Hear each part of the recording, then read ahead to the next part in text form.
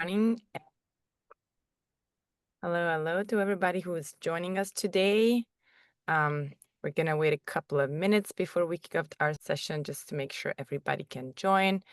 We're super excited that you're here today for our newborn nap workshop. We are in great company today with our friend Liza Natale. She will introduce herself in a second.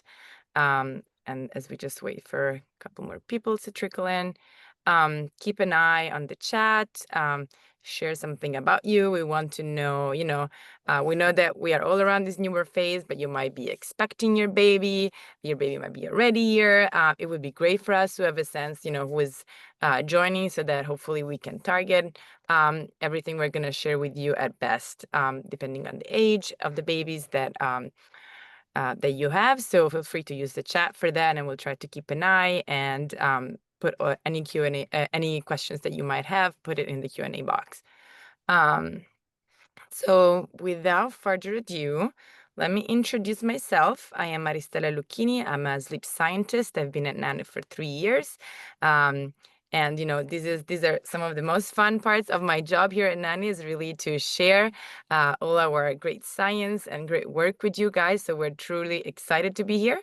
And then today I have with me Liza Natale. Liza, do you want to introduce yourself briefly?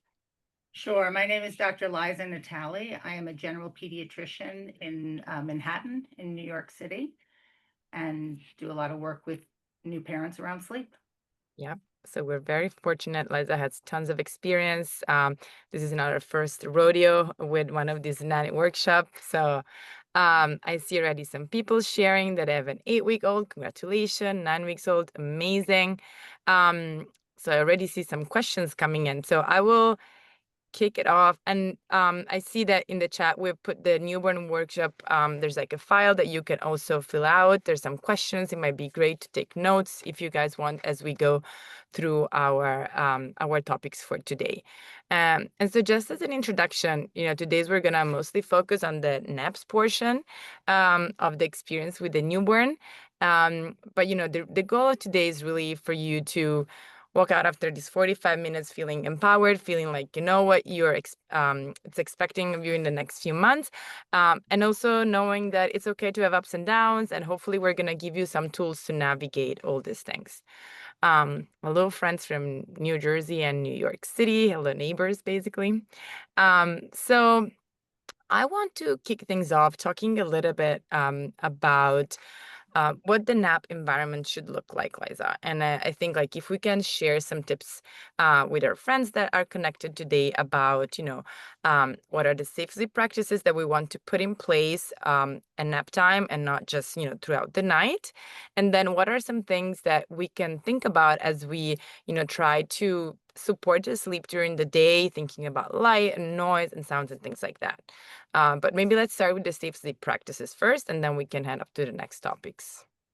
Okay, so in the beginning, as those of you who have 0 to 3 month olds know, often naps are in your arms, but you also know that you are exhausted. So sometimes that is not always the safest place if you're going to fall asleep with your baby, while you're sitting on the couch. So the most important thing is to have a space that is a flat surface that they cannot fall from. So we think that babies can't roll or move or wiggle. They can not necessarily roll properly, but accidentally off of couches, off of the middle of your king size bed, off of changing tables. So it is really, really important to have them in a space that is either a bassinet or the bassinet stroller. If you're going for a walk in the car seat, on the floor. When in doubt, if you're unsure, on the floor, because you can't fall off of the floor. But that is something to just keep in mind. The couch is actually a very unsafe place for babies to be if they are not physically being held by you and you are wide awake. In terms of the best environment for this age, you do want babies to nap. They are born with maternal levels of melatonin, but they lose that very quickly. So they don't have a regulating hormone for sleep cycles. So daytime and nighttime can get a little bit confused for them. They tend to be more nocturnal when they're born. So they'll be sleeping a lot during the day. You'll be like, I have this most amazing baby. They're sleeping so great. And then at night, they're up all night. Um, so during the day, you want the environment to be bright. There's noise, you're talking, you're in the living room, whatever it is.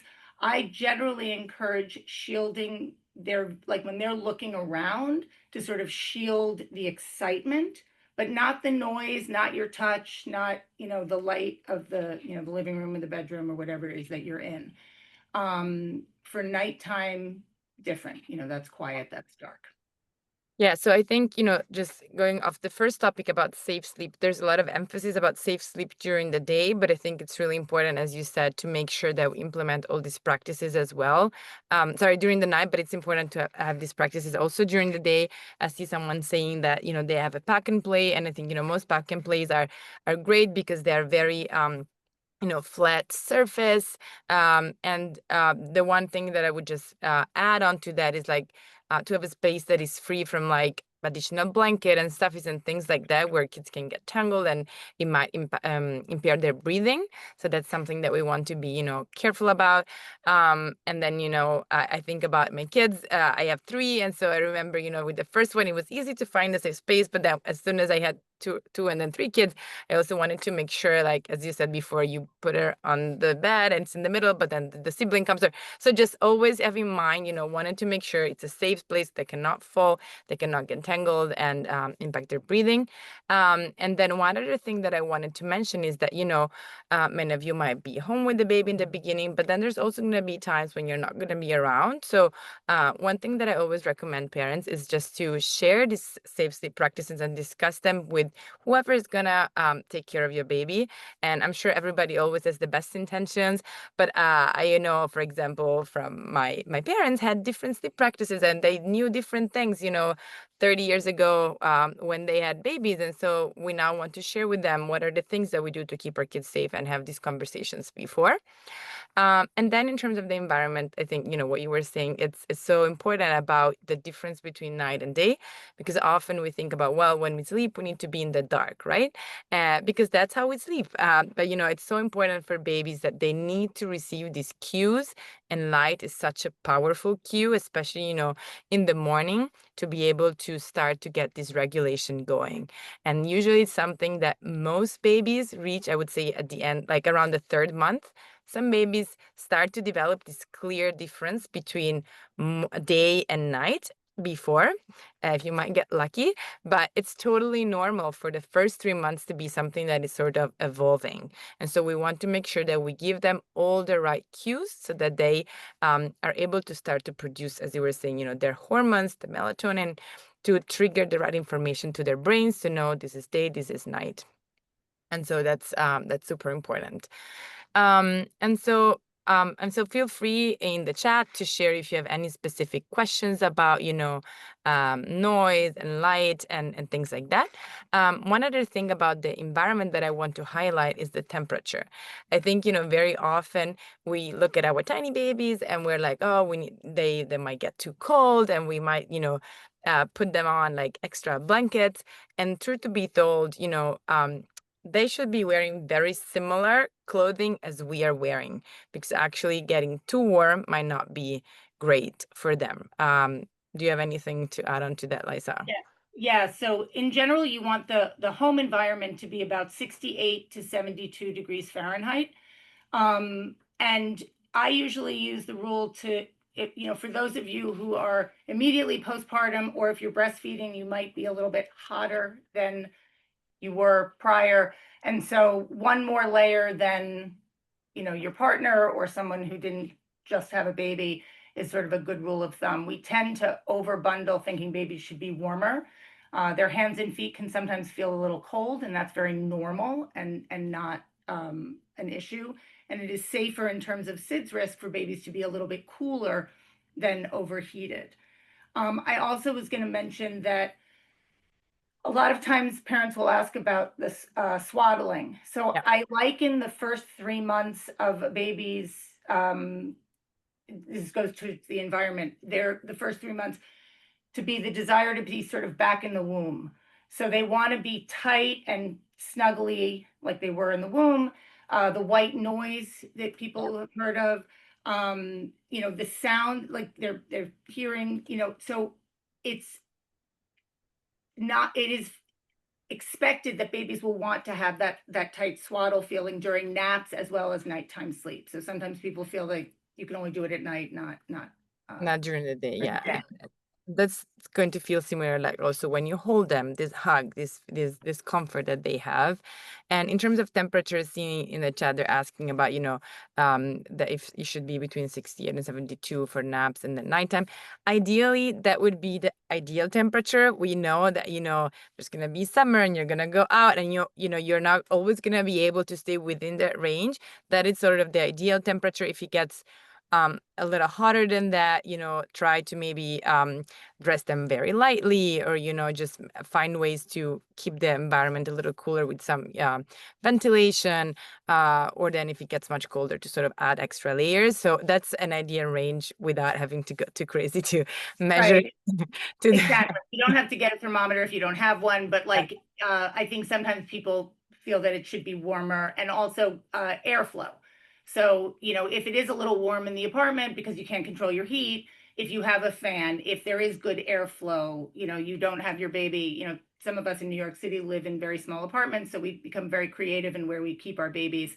And so you want to make sure that there's good airflow if they're, in a little walk-in closet or something. Yeah. So they were asking about, naps during the day for recommendation to keep it bright and background noise.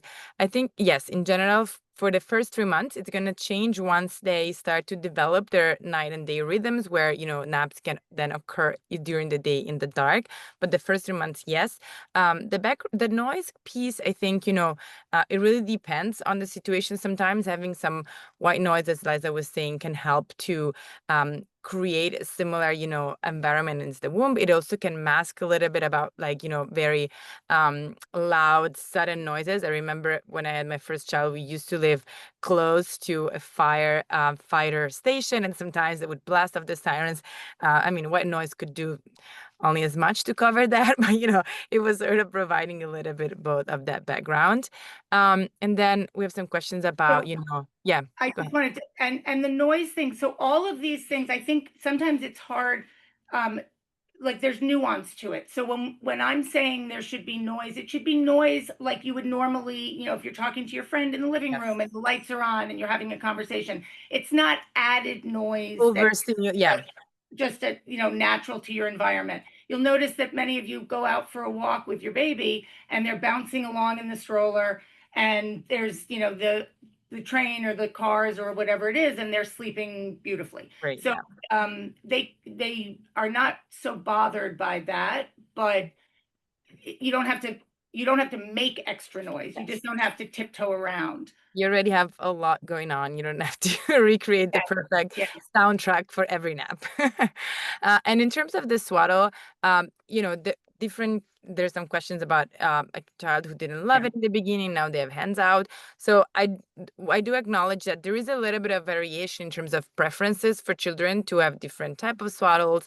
In the beginning, it's good to have it really, really tight, because as Liza was mentioning, they do want sort of this comfort of this hug, basically. But again, like, it's something that you can try, and then figure out what's your child preference, I would say, especially if you see that in a certain position they're happier. Great. There's not like a guideline that they have to put in a specific way. And just a caveat, as you start to see some signs of them trying to roll during the day, and that in general, I would say, as we approach the 4 months mark, it's something that we really want to stop. Because at that point, it's really important for them to be able to roll independently, and if they're in the swaddle, they cannot do it. So So that just piggyback on that for yeah. 1 second. So a lot of times people are taught to swaddle with the baby's hands right by the side. Mhm. And if you look at a baby when they're in their most comfortable position, they tend to be up like this. And so in general, babies, I have yet to meet a baby, despite parents convincing me that their baby doesn't like the swaddle, that doesn't like at 1, 2 months, that even 3 months, that nice tight feeling, because it's very calming and secure. It also, when babies have natural reflexes, and it controls those reflexes from startling them and waking them if they're sleeping. But it's typically that the swaddle is not tight enough. So we don't want to be, we sort of project our lack of desire to be in a tight cocoon, but babies really like that tight feeling. They start to, lose that interest at around 3.5, 4 months. And typically babies will start to roll from their back to their belly between 4 and 7 months. They may roll from their belly to their back sooner, but if they're rolling from their belly to their back alone and no sign of back to belly, they can still be in the swaddle. It's just that if they roll from their back to their belly, that you want them to have their hands free so that Yeah. they can push themselves up. Yeah. And questions about timing of swaddling, because this friend is asking that they can get it right, then when they transfer the son into the from the arm to the bassinet, they wake up. So when would be the best time to swaddle the baby? So what I usually suggest, and one of the things is, very often our babies are overtired, and I know we're going to get into Yeah, we're gonna get there. Actually, this could be a good bridge question to that. and so when babies are when they spend the predominant amount of sleep in light sleep. So they may fall asleep in your arms, and then it's very hard to transfer them at this age because you put them down and then they wake up and then you pick them back up. And so I would generally suggest swaddling, like if they fall asleep while you're feeding, to swaddle knowing that they're going to be falling asleep, before the feed, so that as they fall asleep, they're already kind of in that cozy, comfortable position. Um, Basically, trying to avoid too much interruption when they're in that sort of calm, sleepy State. state. Yeah. Yeah. Yeah. Yeah, so I think this is a good way to bridge into what we should expect for newborn naps. I see a question about, what's the ideal time to start the day with newborn. So we can sort of maybe, create some a broader picture of what to expect in this newborn phase, acknowledging the fact that when we talk about newborn, we're talking about 0 to 3 months, which it seems short, but it's actually there's such a huge development. So, what we see at 3 weeks is going to be completely different from what we see at 3 months. But overall, in this phase, although as parents we do feel exhausted, our newborns probably are sleeping a lot. It's just that they're sleeping in these very, very short chunks. They don't, there, as we were saying before, the sleep is not consolidated at night. And so that's when we are tired and we want to sleep, but we don't get as much opportunity as we would want to. And the other thing is that, their sleep is also very irregular, which is, as parents can feel very frustrating because we don't know when they're going to sleep next. And it makes it a little harder for us to sort of program our life. But if we sort of add up all those small chunks, newborns sleep from like 14 to 17 hours a day. So they do sleep quite a lot. But the length of those naps are very short, right, Liza? And so maybe you can I sort mean, of bring some broad it strokes. can be. I mean, so our desire is often to get them on our schedule. Yep. And there is an inconsistency to their schedule, but there is also a little bit of pattern that you'll Yeah. see if you follow your baby's cues. So Yeah. I know someone was asking about wake windows. I talk a lot Yeah. about wake windows. Um, when babies are first born, they are coming into a very stimulating environment for them. It may feel very boring to you guys, but it is very stimulating to them. So they don't need extra stimulation. They need, singing and talking and touch and looking around. They don't need much more than that. And so we can often overstimulate our babies by kind of showing them too much or getting, too too much excitement. And when babies are tired, I sort of use this, they look kind of stoned. They're very relaxed and they're staring off into space like they're looking through you. That might be with a brand new baby, that might be after 40 minutes of being awake, the bulk of which has been during a feed. Yeah. Um, at 3 months, it might be an hour and 15 minutes. So their wake windows are pretty Session. short. Yeah. And so when they look kind of calm and spaced out, I'm tired. When they start getting jerky and twitchy, they're getting overtired, and that's sort of an adrenaline surge. And then when they get 0 to 60 hysterical, they're really yawning, fussing, rubbing their eyes. They're overtired. And that is a very hard time to help your baby get back to sleep, when you're going to need to sort of balance and this and that and all of the 4 S's that you'll have to do. And so every baby is a little bit different. Your neighbor's baby is going to be different than your baby, but it is, if you follow your baby's cues of their wake window, you will see a pattern will likely emerge that is your baby's sort of pattern. So you just sort of working backwards. I'm sorry, the 4 S's are like waddle, the shh shh shh sound, the it's I can't even remember the pediatrician's name. Harvey Karp Yeah. has a book about, like, these 4 things that you can do to help your baby sleep. So I apologize for using that. Like yeah, like shushing, swing, and then sucking. It's like all those sort of comforting things that you can do to help your baby. And I think what you are saying is super interesting because a little bit further down, like when they're a little older, um the wake windows become, yeah, more, even then there's going to be some variability, but they start to become a little bit more, sort of standard around age. But at this particular age, I think what you're saying is super interesting. Like, this is really a getting to know each other phase, right? Trying to see Yeah. how is your baby communicating to you, like very similar to how to get to understand when your partner is upset, and like you pick up on some of those ways that they behave. You're getting to know a new human being, and although there are some similar features across babies, um, you have to observe a little bit, and it's going to be a bit of trial and error. It's going to be fine if sometimes you miss the sweet spot and they're going to get nervous, and they're just going to need a little extra comfort to get them to sleep. But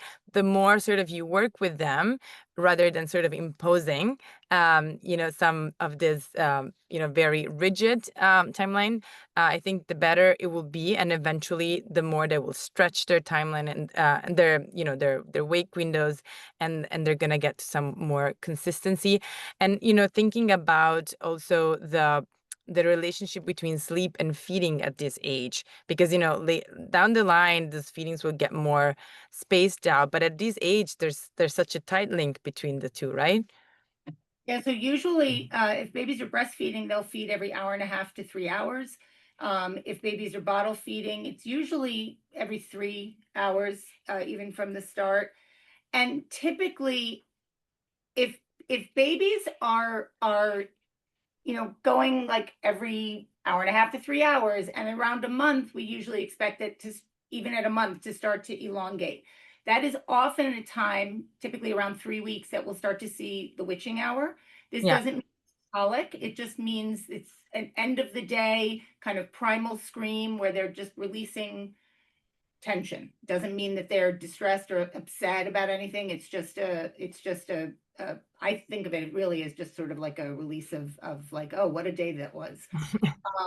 And if they are getting regular and consistent naps during the day, and you're following your baby's cues, you may see a little bit less of that, because not that it's going to go away, but if we are shortening their naps unnecessarily, or not putting them down because grandma came over and she wants to see their eyes, or whatever it is, then they will, the adrenaline and the stress Start to sort of, kick in, yeah. yeah. um Sorry, I so wanted to just go back to one question that was asked before about when we should start the day with the newborn. I would say that at this age, it's sort of, there's not really like an alarm clock at 7 that says you start your day, meaning that, it will depend a lot probably on how the feeding went through the night, right? So I guess like if the question is, for example, when we should start to have a nap in the light, it so I guess that's sort of something that can also work for you, like if you're home with them, right? I don't know, like how would you want to address this question? What do you think? I mean, I think that if it's a time, like if you normally wake up at 7, I mean, I usually think of between 6 and 7 is kind of morning for most of us. But if you are up at 7 and you would be sitting out in the living room having a cup of coffee or whatever it is, then that's the That's morning. morning. If you live in Denmark and morning is in the winter at 11 a.m., that's 11 a.m. But it's really you the baby has joined your life. So if it's morning for you and you're up and getting ready, then that can be the start of morning. Which It, doesn't mean that you have to wake them up, but like once they wake up from their nap, like from whatever sleep that they are yeah, in, then they exactly. sort of join, right? So generally, once babies have regained to their birth weight, you do not need to wake them at night. And one of the things you have to remember is that back in the day, when we still had babies and we lived without electricity and without alarm clocks, our baby was right next to us and they were our alarm clock. So, you want to make sure that feeding is established and that the baby is back at their birth weight. But babies will let you know when they need to eat overnight. During the day, you generally don't want to nap, meaning eyes closed, eyes open, to be more than 3 hours at a time, Mhm. because babies can give you longer stretches during the day. This has really Naps and feeding have been very linked together, but they are actually, I would think of them as sort of separate entities, because we will often assume always that our babies are hungry, always that our babies will need to eat. They move their mouth and we're like, oh my God, I need to feed you. And generally, I'm not saying when they're first born when you're in the hospital, but once they have their feeding established and they're doing, gaining weight and all of that, they're going to let you know when they're hungry. If they're moving their mouth, babies have a desire to suck for comfort as well as nutrition. And we are sometimes almost micromanaging their existence without, like Maristella was saying, like paying attention to what they need. So if you're feeding and they fall asleep, they're comfortable, they're happy. They don't need the other side of the boob or the rest of the bottle or to be changed or to be burped. They're happy. If they're uncomfortable, then you figure out, like, okay, let me give you a burp, let me try the other side, or get more of the bottle or whatever it is. But paying attention to them in that moment and seeing that they seem comfortable and satisfied really helps a lot, because when we are like, no, you need to do this, you need to do this, we disrupt their sleep during the day. And most of you probably know, with young babies, we are not our best selves when we are overtired. And so if you're like, babies aren't either. And so sometimes we'll assume when babies are hysterically crying, oh, you must be hungry, or the witching hour, you must be hungry. And sometimes it's that they're just tired and they're blowing off steam, and we need to just help support them to do that. um Yeah, and we have a question about that, about witching hours, like from 6 to 9 p.m. And when they bring the baby into a room, she gets upset. But then when she's with the parents, like in the living room, she's fine. And I think, in terms of bedtime, if between 6 to 9 p.m., the baby is going through this, phase where like they're really nervous, it's totally fine to have the baby with you. You can have them in a carrier or something. I think is a little, it's a little later that we want to establish like a clear bedtime and early bedtime. At this age, um, if especially those witching hours, it's fine if they need your comfort, and don't over stress if you have to bring them in the living room with you and they're not in the room. It's totally fine, especially as you know they're saying that then in the night they sleep very well. So that's great. Two questions that I have that are related a little bit about breastfeeding that I think, Liza, you can address. One is, what's the most hours that they should go at night without eating for breastfeeding? And then the other one is a little bit linked because they're asking about, if they fall asleep at the breast, it's a little harder to see what are those sleep cues. And then maybe once they wake up again, they're breastfed again and they fall asleep again. You were talking a little bit about that when, like, we maybe don't need to only use breastfeeding as a first response right away if they have Right. had So, enough so, food. Yeah. so in general, I tell most of my families, and this is all based on a baby gaining and thriving, and Exactly. obviously there are unique situations. Pediatrician needs to tell you that everything is going Yes. so in the right direction. But uh, generally when babies are hungry, they're not hangry.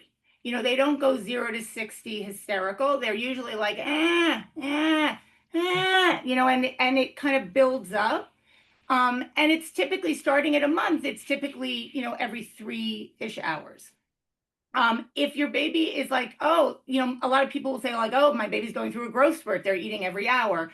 It's often because I mean, we like to have reasons for what our babies do, and sometimes we can't figure it out. But often it's because they're overtired, and as they get older, and I noticed one of the questions regarding wanting to be out in the action as opposed to in bed.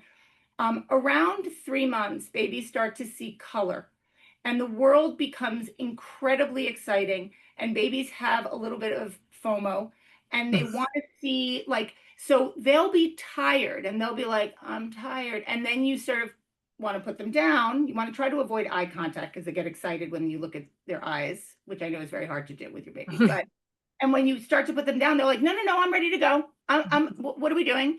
And you don't want them to fool you because it's like being at Disney and knowing that you need to leave and go to sleep, but you're like, but I'm so excited.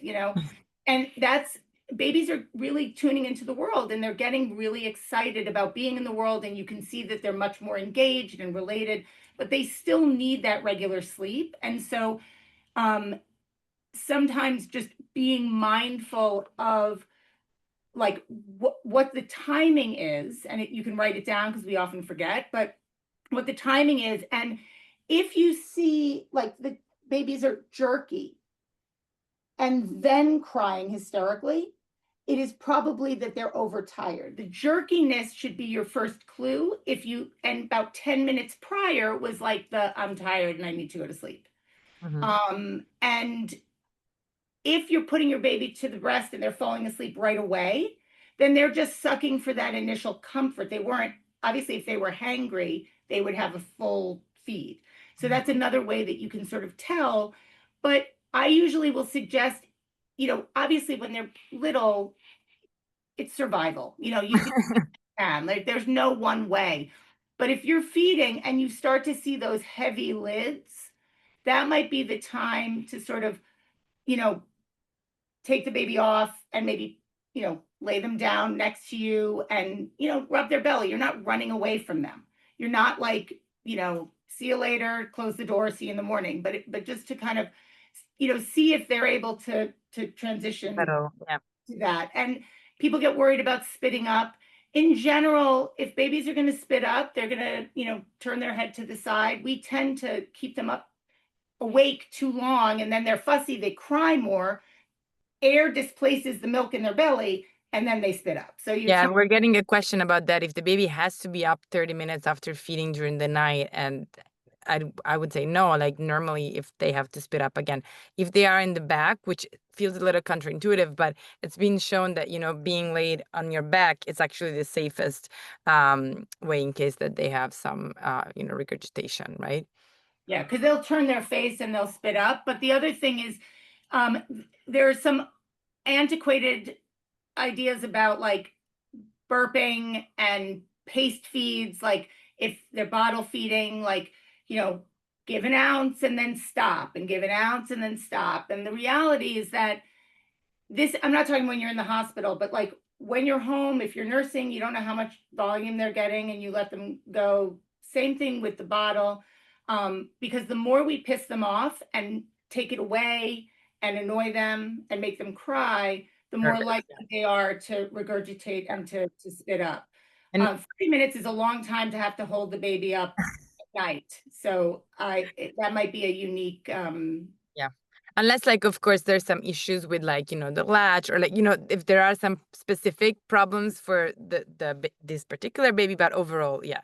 And the other question that was about, how long they can go without breastfeeding during the night. Would you have some recommendations for? so once they have gotten to their birth weight and you let them sleep, typically a baby in the first up until 1 month will probably give you a max of like 4 hours. Again, they're going to let you know if they need it. Starting at a month, their longest sleep stretch could go upwards of 9 hours, and that is fine.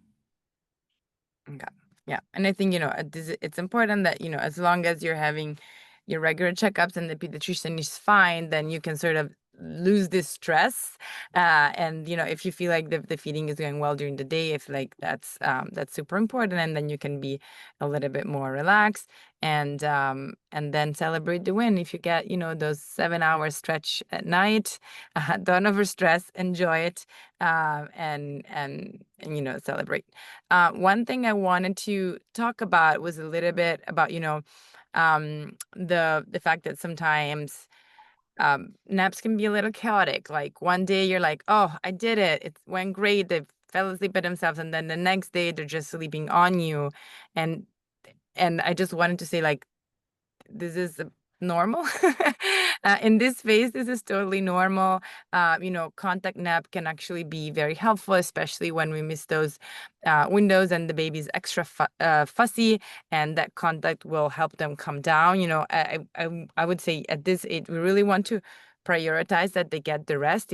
If we get to a point where they're so nervous that they're not going to sleep laying down, you want to prioritize their rest and have them sleep on you, and it's totally fine, right? So just to um and then the other thing that I mean, as a mom, not just as a sleep specialist, but I know that these first few months can feel like a lot. And so for our moms that are expecting and our new moms, one thing that I would say is, like, to be very transparent and try to contact your support network and saying, like, I have just spent 3 hours with the baby on me, and I need a minute, and just have these conversations, because this is totally normal, but it can also feel very exhausting. And so the fact that this is normal doesn't mean that, we should accept it without asking for help, and we have to be super women in front of it, right? Right, right. Yeah. Um, I think that if we like with babies nap so often that it would be impossible not to be contact napping and not to be holding them majority of the naps, and it's enjoyable. Yeah. So it's really about, I usually will say, like, if you can during the day start to recognize the sleep cues so that one nap is them putting themselves to sleep. And that could start, I mean, there were times, I have two kids, there were times that like one of them was on the floor and then I would like go away and come back and they were sleeping. So it's like, that counts. It's just the idea that they are able to do it, but everything can be taught. It doesn't mean that because you've done contact naps for 3 months now you're screwed, or Yeah. because you swaddled now everything can be, because they're developing and they're adjusting as well. And I think, 3 months is actually, we have a question about this. Like, they have contact nap up till now, and the baby just turned 3 months. They were thinking about more independent sleep. Is actually, that's a great age to start to do this transition where, we start to teach them some of these more independent sleep skills, which Right. can, for some babies it can start before, but it's not like if content nap have been working out great for these first 3 months, it doesn't mean that, this cannot happen right now, and it can be done gradually. Each baby sort of respond differently. I think what we have said so far about this observing the sleep cues can be super helpful, because when the baby is put to bed in that relaxed sort of calm state rather than when they're overtired, is much more likely for the baby to be able to fall asleep independently. So I think what we've said so far, it's actually super helpful to be able to do this transition more successfully. Right. And I think the most significant thing is to keep in mind that when you're like, a lot of this is teaching your baby about sleep. It's not sleep training. You're not doing anything that is, you're right there, so if you have your baby and they look kind of stoned and in that spaced out look, and you swaddle them up, again, I said this earlier, you want to avoid eye contact, because eye contact in that moment is going to get them excited. So if you're talking to them, whatever it is, and then you put them down, and ideally, like, if you have the bassinet stroller in the living room, that's great, because you can cover it and kind of shield them from the excitement. But you can leave your hand on their belly and kind of rock it gently. You can sing, you can talk to them, you can whatever it is. You don't have to just put them down and run away. And if you have your hand on them, it's a lot easier to lift your hand and walk away than it is to transfer Put them them down. Yeah. out of your arms. Um, in terms of, I just noticed a question about gaining Yeah. weight. Yeah. So one of the things that can be helpful with that is actually respecting their need to sleep, and not kind of assuming always that they need to eat. So if they're, I mean, it's different. I don't know if this is a breastfed baby or a formula fed baby or bottle fed baby, but if it's a breastfed baby, if we are always putting the baby to the breast whenever they then they will get a little bit, a little bit, a little bit, and some of that fore milk might be less dense in fat. Yeah. And so you ideally want to feed your baby a full breast that has fore milk and hind milk, which is more fatty, than, oh, they nursed for 10 minutes and then fell asleep, and then another 10 minutes and then they fell asleep, or back and forth because they're falling asleep at your boob. That's where you can get less calorie dense milk. But by and large, we want to see about an ounce a day. We tolerate half an ounce a day in the first 3 months of life. But Mhm. that helping them to sleep and feel genuine hunger to fully drain a breast is actually going to help with that. Awesome. And I think, as usual, we start with like, oh, we're gonna have so much time, and then we chat, and we're approaching actually the end of our meeting, and there's so many amazing questions. And thank you everybody for being so engaged. I think, the success of this workshop is the more questions we get from you, the better they become. There's one question about, when bedtime should be for newborns.